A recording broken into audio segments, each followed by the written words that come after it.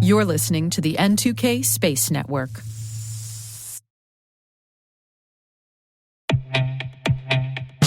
AI adoption is exploding, and security teams are under pressure to keep up. That's why the industry is coming together at the DataSec AI Conference, the premier event for cybersecurity data and AI leaders, hosted by data security leader Cyera. Built for the industry, by the industry, this two-day conference is where real-world insights and bold solutions take center stage. DataSec AI 25 is happening November 12th and 13th in Dallas. There's no cost to attend. Just bring your perspective and join the conversation. Register now at datasecai2025.com/cyberwire.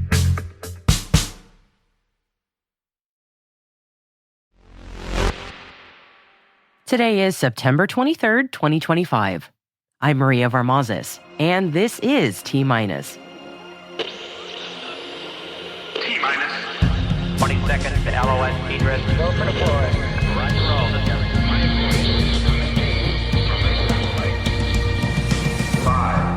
Online attackers are targeting European organizations in the defense, manufacturing, telecommunications, and aerospace sectors. 4.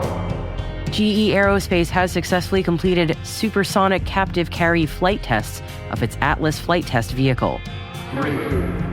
Arkisys has been selected as the commercial sustaining and maintenance partner for NASA's Astrobee. 2. NASA buys additional science and operational data from Firefly Aerospace's Blue Ghost 1 mission. 1. And NASA announces its 24th astronaut class. 0.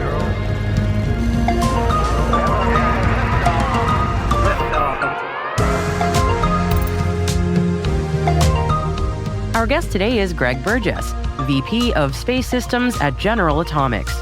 I'll be talking to Gregg about the latest demonstration of air-to-space optical communications that General Atomics and Kepler demonstrated for the SDA, so join us later in the show to find out more.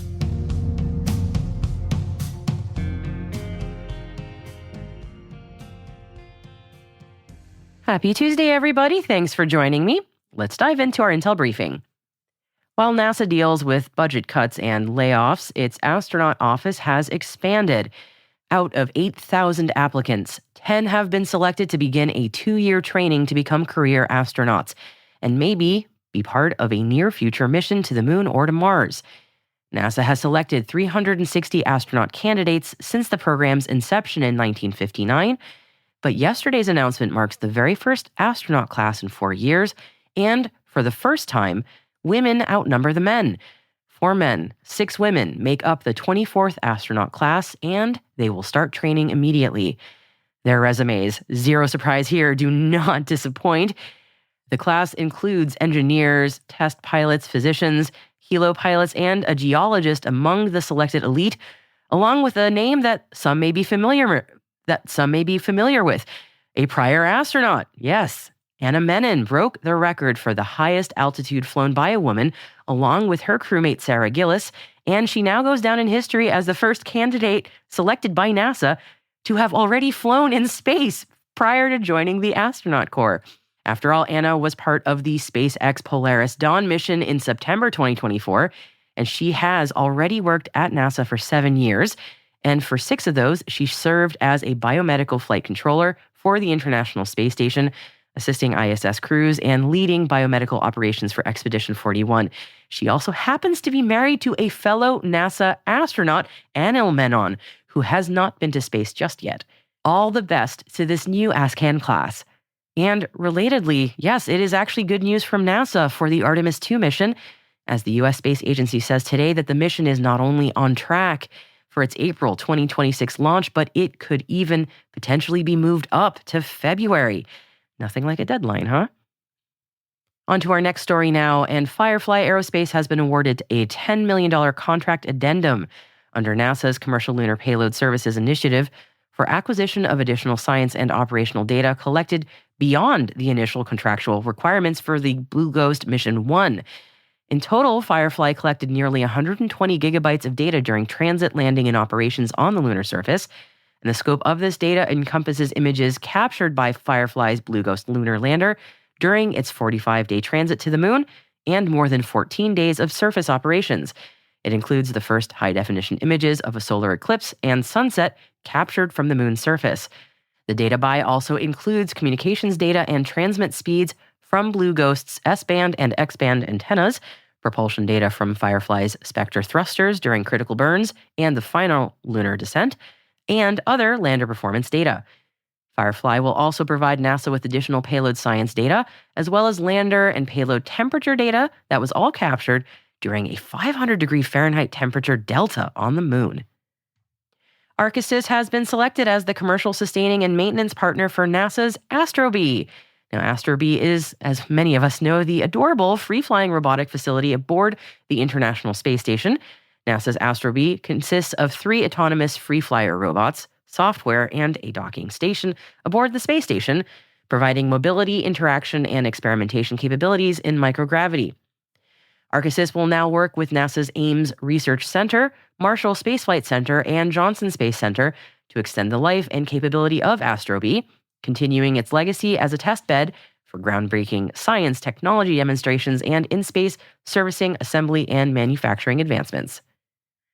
GE Aerospace has successfully completed supersonic captive carry flight tests of its atmospheric test of launched air-breathing system, or ATLAS, flight test vehicle.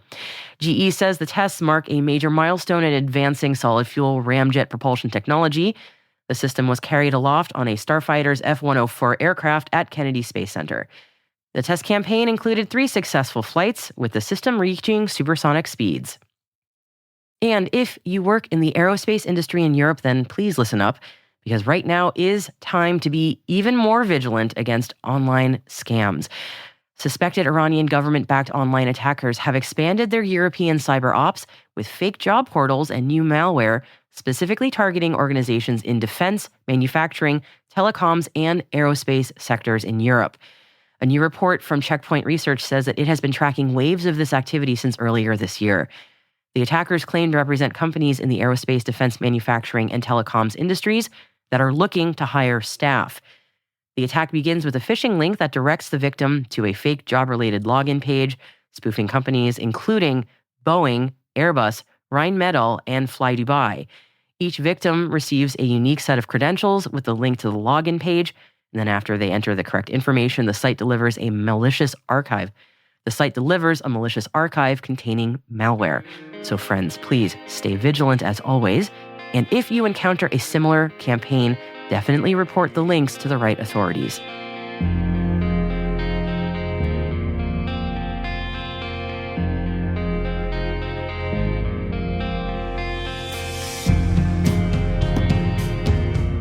And that cautionary tale wraps up today's top 5 stories. We are always keeping up with the latest news from across the space industry. And our producer, Alice Caruth, joins me now with additional stories that we believe you should know about as well. Alice, what are you looking at today? Just 4 additional stories for today. Trust me, there was more. NASA has pushed the launch of IMAP until no earlier than tomorrow. The Washington Times had a piece on China's threat in space. Terran Orbital has delivered bus platforms to Lockheed Martin for the Tranche 1 transport layer. And Kazakhstan's Kazakh Telecom has signed an agreement with Amazon's Project Kuiper. That is quite a lot. And where can we learn about all those stories? We include links to the original sources of all the stories we mentioned throughout the show in the selected reading section of our show notes. They can also be found on the episode page on our website, space.n2k.com. Hey T-Minus crew. Regular listeners know that every day at the end of each T-Minus episode, I read the names of all the people who work on the show. It is a big team effort to get this show published every day. And you, dear listener, play a very important role too. Every time you share an episode of T-Minus with colleagues or on social media, that not only helps us grow, but more importantly, it also shows how our work is useful and interesting to you. So if you enjoy T-Minus, don't keep us hidden. Share our show in your social and professional networks, please, because it helps us grow and it makes T-Minus even better every day. Thank you for being a part of the T-Minus crew.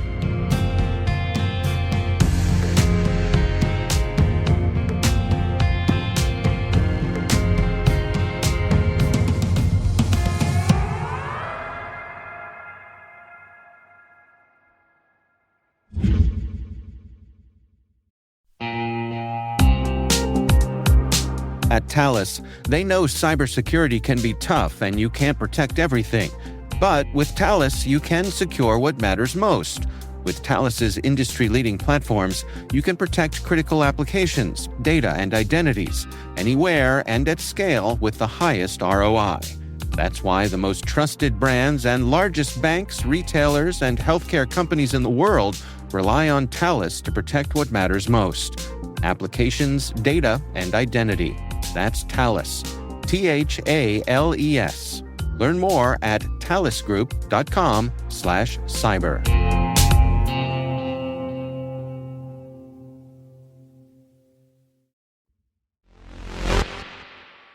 Today's guest is Gregg Burgess, VP of Space Systems at General Atomics. I'm Gregg Burgess. I'm the Vice President and General Manager for the Space Systems Division at General Atomics. The company builds satellites ranging from 75 kilograms up to 900 kilograms for national security customers, the Space Force, and NASA. And we also develop optical payloads for weather tracking, missile warning, and also the topic we're going to discuss today, which is optical communications. Yes, yes, indeed. I've been in the business for a number of decades as a technologist, spacecraft architect, and a general manager like I'm doing today. So that's exciting. Glad to be on your show. Oh, thank you so much, Gregg. And thanks for joining me and for sharing some of your expertise with me today. I'm really excited to dig into this a little bit. We're talking about optical tech today. And General Atomics, you all had a very interesting announcement recently about a tech demo that you did that is related to optical tech. Can you walk me through some of just the basics of that first? Like, what was the announcement about? So the announcement was about a series of successful tests that we did for the Space Development Agency. We did those throughout July and August 2025. And on the airborne end was a laser communication terminal, or optical communication terminal, on a Twin Otter aircraft. And we were testing communications between that aircraft and spacecraft in low Earth orbit. The spacecraft were built by Kepler, a space communications company out of Canada. And the goal was to show that we could get to reliable laser-based communications to create a fast and secure connection between the aircraft and the satellite. That kind of link is important because it allows high data rate information to go between the air and space domains. And in a future operational scenario, you could imagine data going from the aircraft up to space and then across a space constellation to the other side of the planet and back down to an aircraft or ground station. And all of that would happen literally in less than a couple of seconds. That's quite amazing. And so in the process of that, we demonstrated the full data rates consistent with the Space Development Agency's Tranche 0 standard, which is the foundational layer of their satellite constellation that was launched back in 2023. The optical links for communications, very fascinating to hear how quickly that tech has been progressing and the amazing strides that have been made. And I'm curious, this demonstration was relatively recent. And can you tell me about what it was like on the ground, so to speak? So on the ground, like any kind of test with spacecraft or aircraft, there's a lot of planning that goes into it. So there was a lot of communication ahead of each of these tests between General Atomics and Kepler on exactly where we were going to fly the aircraft and exactly where the spacecraft was going to be. A key part of optical communications is the ability to point and track at the other terminal. So you really need to have a very good idea of where the other system is to make sure the mathematics are going to close. So there's a fair amount of planning ahead of time.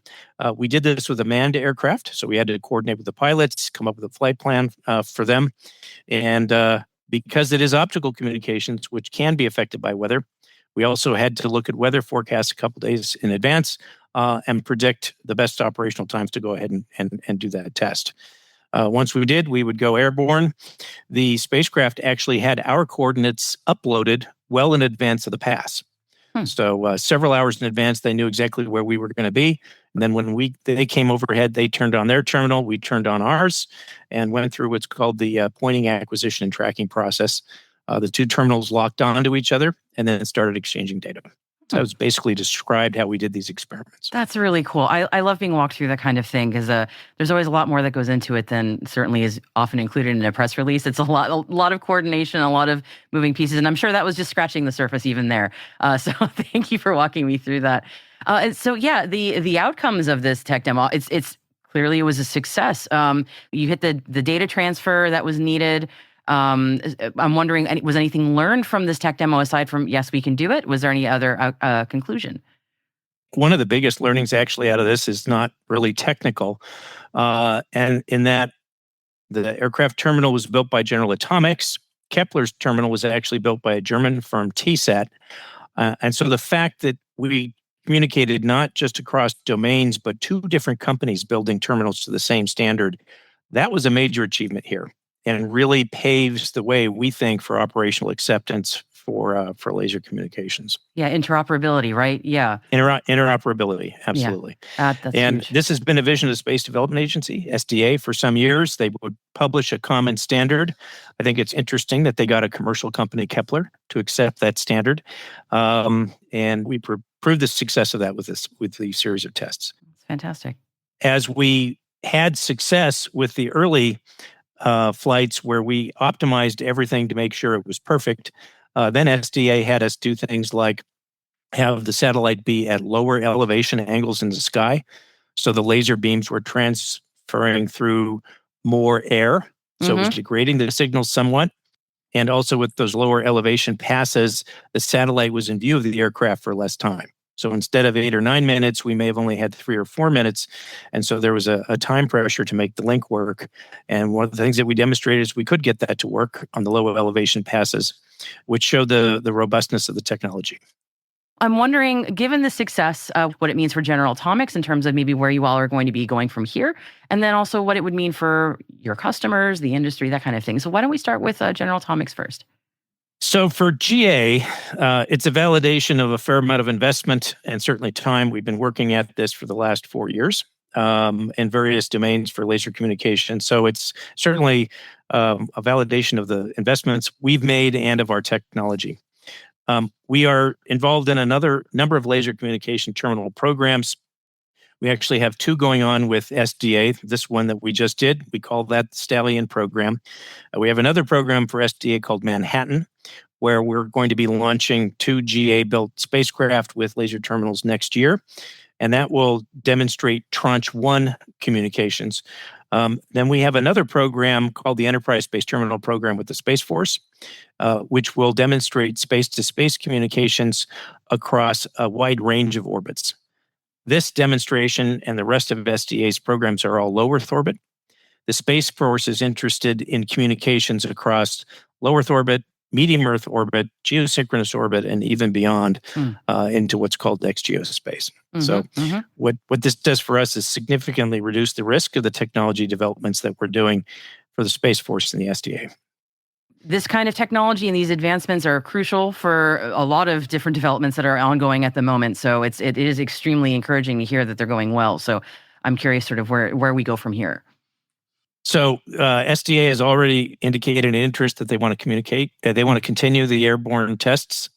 So we will be doing that. What this does really is enable planners for future military budgets to know, hey, air-to-space communications is not just a PowerPoint hope. It's actually been demonstrated, and it's going to work. So it provides confidence for the U.S. military and frankly, other militaries to start putting this into their future architectures and fund the development of operational airborne systems. Let me talk a little bit about the advantages of laser communication. Why do this in the first place? Yep. Okay. So most communications between air and space or space to the ground are done over radio frequency communications, radios like you might have in your car. Those radio beams are fairly broad in nature, which allows, one transmitter to communicate with many transmitters. But that also means that somebody could jam that communication if they're within the antenna field of view. So as you can imagine, for military operators, having jam-proof communication is pretty important. Yeah.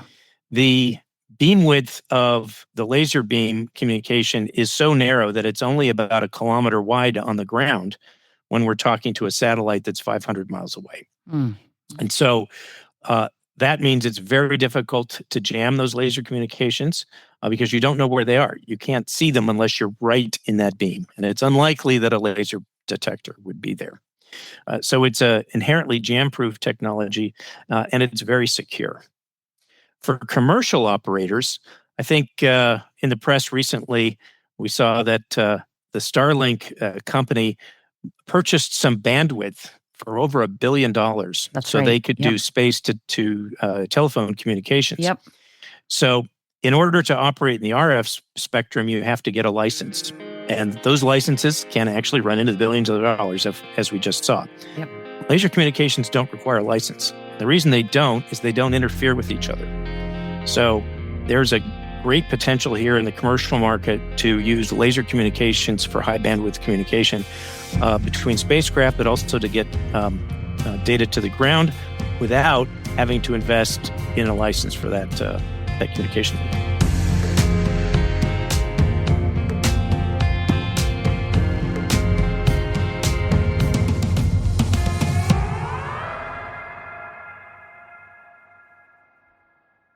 We'll be right back.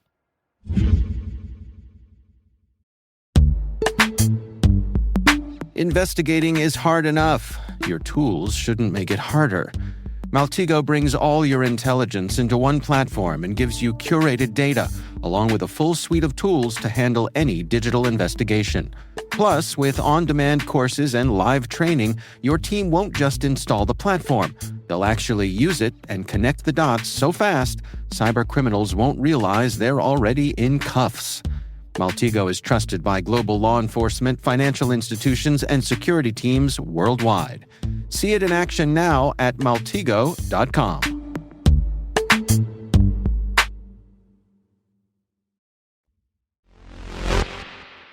Welcome back. It's one of conspiracy theorists' favorite bit of Earth trivia. Oh yes, the Earth's magnetosphere sometimes switches polarity for no apparent reasons. But no, it doesn't cause a whole host of ills. It's just a thing that happens. Or at least that's what they want you to think. Just kidding. And it's not only Earth that sometimes changes its magnetic stripes, so to speak. Apparently, the black hole at the center of galaxy M87 also likes to switch it up now and then, magnetically at least. M87, for reference, is about 55 million light years away from Earth and has a supermassive black hole more than 6 billion times the mass of the sun. And this new bit of knowledge that we are all learning about M87 is coming humanity's way thanks to the Event Horizon Telescope, or EHT collaboration, which is a global network of radio telescopes acting as an Earth-sized observatory. They are the group that gave humanity our very first picture of a black hole in 2019, you might remember. And yes, it's a black hole, but it has that very angry-looking red, orangey, toroidal event horizon around it, right? The little eye of Sauron-y, if I'm being honest. But in any case, EHT has just published a new paper in Astronomy and Astrophysics Journal that includes new polarized images showing that the black hole's magnetic patterns shifted dramatically between 2017, 2018, and 2021. At first, they spiraled one way, and then they stabilized, and then they later reversed direction. And that flip reveals a turbulent, evolving environment where magnetic fields guide how matter falls in and how energy shoots out in the galaxy's powerful jet. Astronomers also spotted the first hints of jet emission right at the black hole's base, offering some new insight into how these colossal structures are born and how they shape the galaxies all around them. Still a lot left for us to learn, of course, but who knows what kinds of fascinating knowledge will be built upon these foundations one day.